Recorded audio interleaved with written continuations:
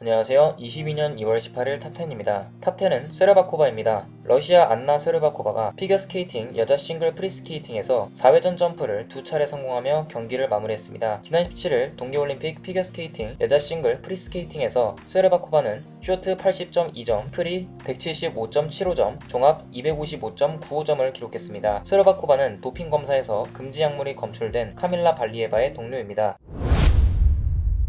탑9은 영탁입니다. 영탁이 발라드를 포기했던 속내를 공개했습니다. 이날 방송에서 영탁은 김찬호와 단골 족발집에서 식사를 겸한 술자리를 가졌는데요. 여기서 영탁은 히트곡 네가 왜 거기서 나와는 내 경험을 바탕으로 한 노래라며 비하인드 스토리를 털어놨습니다. 발라드 가수로 데뷔 후 실패를 거듭하며 힘든 시기를 보내던 중 누나가 딱이야의 가이드 보컬을 맡았다가 곡의 주인이 됐다는 것인데요. 이에 김찬호 씨의 발라드에 미래는 없나? 라는 질문에 영탁 씨는 그런 건 없다. 대중들이 이름과 노래를 알아줄 때 가장 행복하다라고 솔직하게 답했습니다. 탑8은 트루소바입니다. 피겨스케이팅 여자 싱글 은메달리스트 알렉산드라 트루소바가 오열했습니다. 시상 때 손가락 욕설 논란에까지 휩싸였는데요. 지난 17일 진행된 피겨스케이팅 여자 싱글 경기에서 트루소바는 자신의 순위를 확인한 뒤 오열했는데요. 그녀는 모두가 금메달을 가져가는데 나만 없다. 견딜 수 없다. 단체전이라도 뛰었다면 나도 금메달이 있었을 텐데 피겨스케이팅이 싫다 라면서 다시는 스케이트를 타지 않겠다 라고 말했습니다.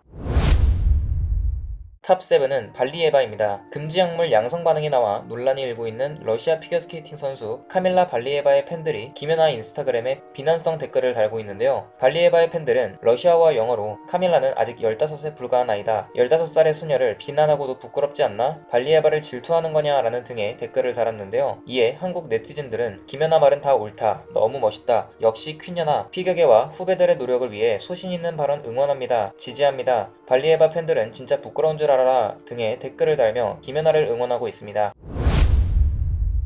탑6는 방역지원금입니다. 더불어민주당이 코로나19 피해 지원 등을 위한 추가 경정 예산안에 대해 본회에 단독 처리까지 언급하며 편성을 서두르고 있습니다. 윤 원내대표는 확진자가 10만 명을 넘었다. 거리두기도 소폭 조정된 만큼 당장 소상공인을 지원해야 한다 라면서 정부 추경안이 충분한 금액은 아니지만 사각지대를 보완한 만큼 대유행 위기에 신속 대응하자는 취지라며 추경안 신속 처리를 주장했습니다. 이어 320만 명 소상공인들은 300만 원이라도 신속하게 지급해주고 대선 이후 추가로 달라고 한다 라면서 국회가 그걸 외면하는 것은 명백한 직무유기라고 주장했습니다.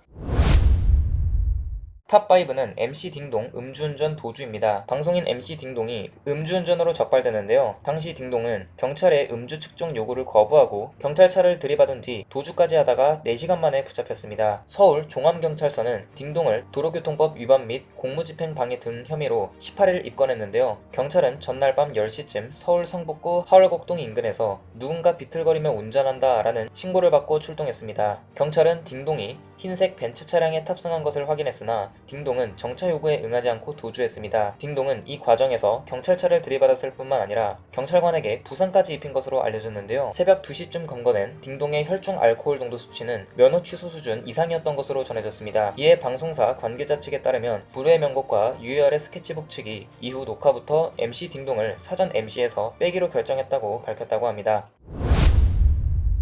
탑4는 10시로 6인 유지입니다. 식당, 카페 등의 영업시간 제한이 오후 9시에서 오후 10시로 1시간 연장되는데요. 사적 모임 인원 제한은 최대 6인으로 유지됩니다. 국무총리는 오늘 18일 정부 서울청사에서 중앙재난안전대책본부 회의를 열고 깊어가는 민생경제의 어려움을 고려해 개편된 방역, 의료체계가 감당할 수 있는 수준에서 최소한의 조정은 불가피하다고 판단했다라며 이 같은 방침을 밝혔습니다.